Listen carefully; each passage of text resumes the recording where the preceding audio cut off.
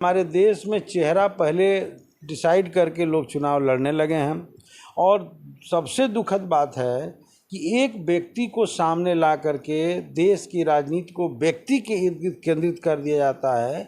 और रिजल्ट भी 9 साल में हम लोगों ने यही देखा कि 9 साल के भीतर एक व्यक्ति केंद्रित जब चुनाव हुआ तो एक व्यक्ति जो चाहा वो देश में किया। मन किया तो नोट बंद किया, मन किया तो देश बंद किया, मन किया तो नोट चालू किया, मन किया तो जीएसटी लाया। समझ में आ गई है कि नरेंद्र मोदी ने देश के जनता के साथ विश्वासघात किया है, गरीबों को छला है, महंगाई का मार दिया है, बेरोजगारी थोपा है और देश के संविधान को तहस नहस करने के साथ ही साथ देश को तोड़ने की जो कोशिश किया है। मोहम्मद इकबाल और आप देख रहे हैं बोलता है एंड टुडे सफर सिवान। आपको बता दें कि जिस तरीके से लोकसभा की अगर बात करें खासकर सिवान जिले की, तो जिस तरीके से लोकसभा चुनाव को लेकर खासकर सिवान में जो सरगर्मियाँ धीरे धीरे बढ़ती हुई नज़र आ रही है, उसी बीच हमारी टीम मौजूद है सिवान जिले के जीरादेव विधानसभा क्षेत्र के वर्तमान विधायक अमरजीत कुशवाहा जी हमारे साथ जुड़ चुके हैं और उनसे हम आज विशेष चर्चा करेंगे लोकसभा चुनाव को लेकर। देखिए, हम लोग महागठबंधन के साथ हैं। हम लोग का 6 पार्टियों का पूरे बिहार के भीतर गठबंधन है और अभी आपको बता दें कि 23 जून को पटना में पूरे देश के विपक्षी पार्टियों की बैठक हो रही है। तो एक सबसे पहला उद्देश्य जो है कि देश के नरेंद्र मोदी सरकार ने जो देश को बर्बाद कर दिया है 9 साल के भीतर, जनता के ऊपर महंगाई का मार है, जनता तबाह है, नौजवानों के ऊपर बेरोजगारी का मार है और लोकतंत्र संविधान को भी वो रौंदते जा रही है। मनमानी ढंग से एक व्यक्ति का हुकूमत चल रहा है, एक तानाशाही फांसीवादी हुकूमत है। इसको कैसे उखाड़ करके फेंका जाए, 24 में पहला उद्देश्य यही है और इस काम में हम लोग लगे हुए हैं। गठबंधन है और इस गठबंधन में पार्टी में मिल करके सीट शेयरिंग के मुद्दे पर चर्चा करेगी और हमारी पार्टी को जो हिस्सा में आएगा वहाँ से हम लोग चुनाव लड़ेंगे। हम लोग के पार्टी का जो कैंडिडेट होगा वो लड़ेगा। यानी चूँकि कथित तौर पर ये कहा जाए तो महागठबंधन का भी जो अहम मुद्दा है, यानी 23 तारीख को जो विपक्षी दलों की बैठक पटना में बुलाई जा रही है, तमाम विपक्ष के नेता उसमें शामिल हो रहे हैं। एक सवाल इसमें आता है सर, अभी विपक्ष दलों की आपने बात किया, चलिए ठीक है, सारे विपक्षी दल मिल जाते हैं, शामिल हो जाते हैं, लेकिन बिना चेहरे का जो मेन फ्रंट है चुनाव कैसे लड़ेगा सर? तो चेहरा देखिए, चेहरा देश में चुनाव पहले पार्लियामेंट का होता है, उसके बाद पार्लियामेंट में जो चुन करके जाते हैं वो लोग बैठ करके, जो बड़ी राजनीतिक पार्टी होती है जिसके ज़्यादा सीट जीत करके आता है संख्या, वो लोग बैठ करके अपना नेता का चुनाव करते हैं। अगर उसकी संख्या से मतलब सरकार बनने की स्थिति नहीं बनती है तो अदर पार्टियों की भी एकता बनाई जाती है और इस तरह से विधानसभा में विधायक लोग मिल करके अपना नेता चुनते हैं। पार्लियामेंट में जो सांसद हैं वो बैठ करके नेता चुनते हैं, तब जाकर के प्रधानमंत्री डिसाइड होता है। दुर्भाग्य बता रहे हैं, दुर्भाग्य है हमारे देश में कि हमारे देश में चेहरा पहले डिसाइड करके लोग चुनाव लड़ने लगे हैं और सबसे दुखद बात है कि एक व्यक्ति को सामने ला करके देश की राजनीति को व्यक्ति के इर्द गिर्द केंद्रित कर दिया जाता है। इससे लोकतंत्र नहीं बच सकता। हमारे यहाँ कई चेहरे हैं, हमारे पूरे महागठबंधन और तमाम विपक्षी पार्टियां मिल करके चुनाव लड़ेगी। उसमें कई लोग हमारे प्रधानमंत्री के लेवल के हैं जो मोदी जी से ज़्यादा योग्य हैं, तो हम सब लोग मिल करके डिसाइड कर लेंगे और यही होते रहा है।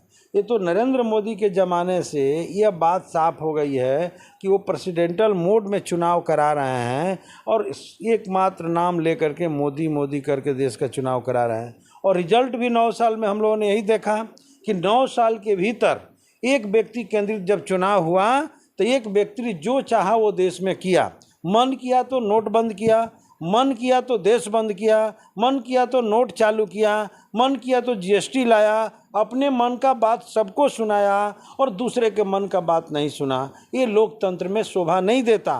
लोकतंत्र की खूबसूरती विपक्षी और सत्ता पक्ष दोनों के मिल करके होता है और मन के बात से काम नहीं चलता है, बल्कि सारे पार्लियामेंट्रियन जो है जो संसद में चुन करके जाते हैं, सबकी राय से जो सहमति बनती है उसको लागू किया जाता है। यहाँ पे हम थोड़ा सा आपको रोकना चाहेंगे, लेकिन एक भी सवाल निकल कर सामने आता है सर। जिस तरीके से महागठबंधन की अगर बात करें तो अभी नीतीश कुमार जी के पार्टी से एक नेता जो मंत्री थे उन्होंने इस्तीफा दे दिया है सर। यानी कहीं ना कहीं नीतीश सरकार जी विपक्ष को एकजुट करने में लगे हुए हैं, लेकिन उन्हीं के पार्टी से नेता निकल रहे हैं सर, इसको क्या समझा जाए? नहीं, उनके पार्टी में वो नहीं है, वो अभी तो नहीं है ना पार्टी एक अलायंस में जरूर थे। और ये बात साफ साफ समझ लीजिए कि बिहार में जो महागठबंधन है उसकी जो कोर पार्टी है वो पार्टी है राष्ट्रीय जनता दल यू, लेफ्ट है भाकपा माले और कांग्रेस। यही मूल जो है महागठबंधन की पार्टियां हैं। और वो जिन पार्टियों की चर्चा जिनके बारे में आप कर रहे हैं वो लोग का कोई उस महागठबंधन में बहुत बड़ा अस्तित्व नहीं था। और ऐसे लोग जो है अपने स्वार्थ में इधर उधर जाते आते हैं, उससे बहुत कोई राजनीति में फ़ायदा नहीं होने जा रहा। दूसरी बात, हमलों पर भी कोई फर्क नहीं हुआ। आज भी इससे पहले निकले थे सर पार्टी से। हाँ भाई, तो उपेंद्र कुशवाहा किस मुद्दे पर निकले थे आप जानते हैं। अब उपेंद्र कुशवाहा चाहते हैं कि बिहार का सीएम हमको बना दिया जाए, तो हम लोग तो इसके पक्षधर नहीं है कि कौन सीएम बनेगा कौन पीएम बनेगा। पहले तो देश में लोकतंत्र बचे और लोकतांत्रिक तरीका से चुनाव हो। अगर उपेंद्र जी को बहुत संतोष है तो महागठबंधन के साथ रहते चुनाव होता, उसमें संख्या के आधार पर न चीज़ें तय होती है। लोकतंत्र में तो संख्या तो यही सवाल अपन कहते हैं कि दूसरों का परिवार जोड़ने में लगे हैं लेकिन अपना परिवार ही बिखर रहा है। नहीं, परिवार मेरा बिखरा, हम लोग का परिवार बिखरा नहीं है, अभी सबसे इंटैक्ट है। जो लोग इधर उधर जा रहे हैं उनका अपना कोई अस्तित्व नहीं है। और सवाल ये नहीं है, सवाल यह है कि देश की जो नरेंद्र मोदी सरकार है उस सरकार के खिलाफ पूरे देश के भीतर जनाक्रोश उभर रहा है। और जनाक्रोश के खिलाफ यदि जनता की बड़ी एकता बन रही है तो जनता का समर्थन महागठबंधन का जो दल है उनके साथ है, इधर उधर जाने वालों का अस्तित्व नहीं रहेगा। ये बात तो आपका कथित तौर पर सही है, लेकिन जिस तरीके से महागठबंधन का विपक्षीय दलों का जो बैठक किया जा रहा है 23 तारीख को, तमाम तरह के लोग उसमें शामिल होने वाले हैं। 21 तारीख को नीतीश कुमार जी जाने वाले हैं गोवा जाने वाले, वहाँ के जो मुख्यमंत्री रहे पूर्व मुख्यमंत्री उनसे मिलेंगे, जो मुख्यमंत्री उनसे ही मिलेंगे। लेकिन क्या लगता है कि तमाम जो विपक्ष के जो नेता हैं इसमें शामिल हो पाएंगे? यहाँ पे सपा का भी नेता ने नाराजगी जताई हो, आने से मना कर दिया। हमें पूरा विश्वास है कि देश की जनता के अंदर यदि ये बात समझ में आ गई है कि नरेंद्र मोदी ने देश के जनता के साथ विश्वासघात किया है, गरीबों को छला है, महंगाई का मार दिया है, बेरोजगारी थोपा है और देश के संविधान को तहस नहस करने के साथ ही साथ देश को तोड़ने की जो कोशिश किया है, बांटने की जो कोशिश किया है, महामहिम राष्ट्रपति को अपमानित किया। और यहाँ तक कि मैं कह रहा हूँ कि हमारे देश को गौरवान्वित करने वाली जो पहलवान लड़कियाँ थी वो न्याय की मांग कर रही है, अपनी इज्जत की मांग कर रही है, तो उनके साथ बदसलूकी करने वाले, उनके साथ यौन शोषण करने वाले भाजपा सांसद ब्रजभूषण शरण सिंह को बचाने में जो सरकार लगी है, इस चीज़ को पूरा देश देख रहा है। और देश में एक बड़ी जनता की एकता बन रही है और वैसे में जनता के भावनाओं के साथ तमाम विपक्षी पार्टियां जरूर खड़ी होगी और एकता बरियार बनेगा। और उस एकता के जरिए 24 में नरेंद्र मोदी को हम लोग जरूर देश के गद्दी से उखाड़ फेंकेंगे। लेकिन एक सवाल बन कर आता है, जैसे आपने मोदी सरकार पे आरोप लगा रहे हैं, जिस तरीके से विपक्ष का एक अहम रोल होता है सरकार को चलवाने के लिए। अभी आपने बात किया महिला का जो शोषण का जो पहलवान जो उनकी बात की आपने, और एक राष्ट्रपति को नहीं बुलाया गया नया संसद भवन के उद्घाटन में, उनकी आपने बात किया। और तमाम तो जैसे मणिपुर में अभी जो मणिपुर पूरा जला है लगभग 1 महीनों से, जहाँ पे कई लाशें गिर चुकी हैं, तमाम तरह कभी भी गोलीबारी वहाँ पे हो रहा है। इन सब जो मुद्दा ये सब जो चल रहा है, कहीं ना कहीं विपक्ष का भी इसमें रोल है सर। ये जो लोग भी कह रहे हैं, जो लोग भी ये कह रहे हैं कि विपक्ष का रोल है, तो जनता सरकार चुनती ही इसलिए है कि जो सरकार होगी वो सारी चीज़ों को ठीक करेगी।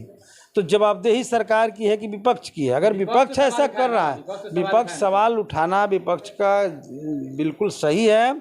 और विपक्ष की ओर से कहीं अगर इस तरह का कोई सेवामूलक कार्रवाई होता भी है तो इसके लिए विपक्ष जिम्मेवार नहीं है, बल्कि सत्ता की ये जिम्मेवारी है कि जो इस तरह की कार्रवाई करता है उस पर जम के कार्रवाई करे। लेकिन सरकार फेल्योर है, मणिपुर हिंसा रोकने में फेल्योर है, देश के जनता को संतुष्ट करने में फेल्योर है। मोदी जी 9 साल के भीतर जनता को सिर्फ ठगे हैं और जनता को संतुष्ट नहीं कर पाए हैं। ये फेल्योर सरकार रही है। ब्रजभूषण जो सांसद हैं, जो WFI का अध्यक्ष है, क्लीन चिट भी उनको मिल चुका है 2 दिन पहले सर। यही तो मैं कह रहा हूँ कि विपक्षियों पर नकेल कसने का पूरा अभियान है। 2 साल की सज़ा हो जाती है ऐसे व्यक्ति को जो एक बड़े घोटाला का पर्दाफाश करने की कोशिश पार्लियामेंट में करता है और उसकी सदस्यता ख़त्म कर दी जाती है। और सही बात है, मैं सबसे पहले तो रेल दुर्घटना में जो लोग भी मरे हैं जिनकी निधन हुई है, जिनकी डेथ हुई है, उनके परिवार के प्रति मैं सहानुभूति व्यक्त करता हूं उन्हें, और जो लोग मरे हैं उनको श्रद्धा सुमन अर्पित करते हुए श्रद्धांजलि देता हूं, दुख व्यक्त करता हूं। लेकिन ये भी कहता हूं कि ये घटना भी जो हुई है, इस घटना के लिए सीधे सीधे नरेंद्र मोदी की सरकार जिम्मेवार है, जो पिछले दिनों इस रूप में जानी जाती थी कि सबसे ज़्यादा दुर्घटना ये इस किसी सरकार में हुई है तो मोदी सरकार में हुई है। और अभी इतनी बड़ी हादसा हुई है, लेकिन इसमें सरकार की जो संवेदनशीलता है साफ साफ उभर करके सामने आया है। जनता के प्रति सरकार को संवेदनहीन हो गई है। लोग मर रहे हैं, लोगों के ऊपर हमले हो रहे हैं, लोग तबाह हो रहे हैं, और ये अपने में माने रोम जल रहा है। और नीरो जैसे बंसी बजा रहा था वैसे ही हमारी सरकार जो है बंसी बजा रही है। इसलिए आने वाले दिनों में अब तय मानिए कि विपक्ष की बड़ी एकता बनेगी। और यहाँ जहाँ तक सिवान की बात है, हम लोग सिवान में अभी एक तरह से कहा जाए तो भाजपा हटाओ, देश बचाओ, लोकतंत्र बचाओ, संविधान बचाओ नारे के साथ कल 20 तारीख से शुरू कर रहे हैं। 15 को तो किया था आपने महाधरना जिसको बोला जाएगा, पूरे बिहार के हर एक प्रखंड में हुआ जी, था। सबसे जबरदस्त रूप से महागठबंधन। देखिए विपक्ष पर असर पड़ेगा कि नहीं, जनता में एकजुटता बढ़ रहा है, और जनता आने वाले दिनों में बताएगी। ये पहली बार हुआ कि मैंने सड़कों पर भी एकजुटता दिखाई दिया। जो महागठबंधन को लोग कह रहे थे कि आपस में एकजुट नहीं है, हम लोगों ने देखा कि जदयू के लोग, आरजेडी के लोग, माले के लोग, कम्युनिस्ट पार्टी के लोग, आपके कांग्रेस के लोग, सब एक मंच पर एक साथ निचले स्तर पर भी एकजुट हुए, और सब लोगों ने एक ही संदेश दिया कि आने वाले दिनों में हम लोग गांव-गांव तक लग करके और सरकार को उखाड़ सकते हैं। अंतिम सवाल एक रहेगा सिवान लोकसभा को लेकर, क्या अमरजीत कुशवाहा चुनाव लड़ेंगे? देखिए ये कोई सवाल नहीं है। हमारी पार्टी, हमने पहले ही कह दिया कि अलायंस बनाई हुई है। अलायंस में हमारे पार्टी को अगर सीट मिलती है, हमारी पार्टी को टिकट मिलती है तो पार्टी जिसको फाइनल करेगी वो चुनाव लड़ेगा। तो जैसा कि आपने देखा, ये थे विधायक अमरजीत कुशवाहा जी, जो कि हमेशा बेबाकी से एक अलग ही अंदाज में, इनका एक अंदाजे है, यूँ कह लें कि अलग बात है, खामोश खड़े रहते हैं, फिर भी जो लोग बड़े हैं वो बड़े रहते हैं। एक अलग ही तरीक़ा से ये अपना तर्क रखते हैं। और जिस तरीके से इन्होंने बताया कि हमारे देश में जो अघोषित आपातकाल जो चल रहा है, जो बीजेपी सरकार पर इन्होंने सीधा सीधा निशाना साधा।